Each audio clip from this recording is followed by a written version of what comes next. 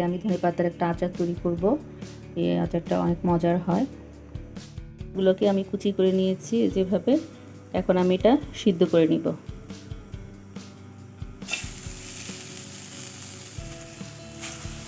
এটা ভাপ দিব না, আমি এটা ভিনেগার দিয়ে ভাপ দিব। অল্প একটু ভিনেগার দিয়ে তারপর এটা ভাপ দিয়ে নিতে হবে। তারপর ঠান্ডা করে ব্লেন্ড করে নিব। তাতে সিদ্ধ হয়ে গেছে, এখন আমি এটা ঠান্ডা করে ব্লেন্ড করে নিব। তেলটা আমি গরম করে নিচ্ছি। কুচি দিয়ে দিব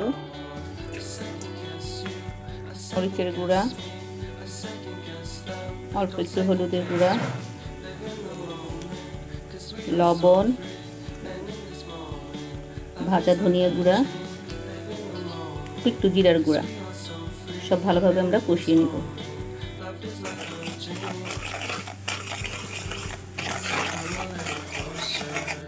টক মিষ্টি ঝাল হবে, এই জন্য আমি একটু চিনি দিয়ে দিচ্ছি। ভাজা পাঁচফোড়নের গুঁড়া দিয়ে দিচ্ছি। তেঁতুলটা সিটটা দিয়ে গুলে রেখেছিলাম, সেটা এখন দিয়ে দিচ্ছি।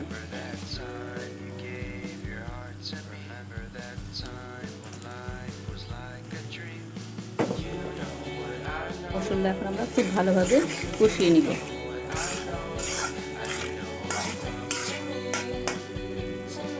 মশলাটা হয়ে গেছে, এখন আমি ব্লেন্ড করা ধনেপাতাটা ঢেলে দিচ্ছি।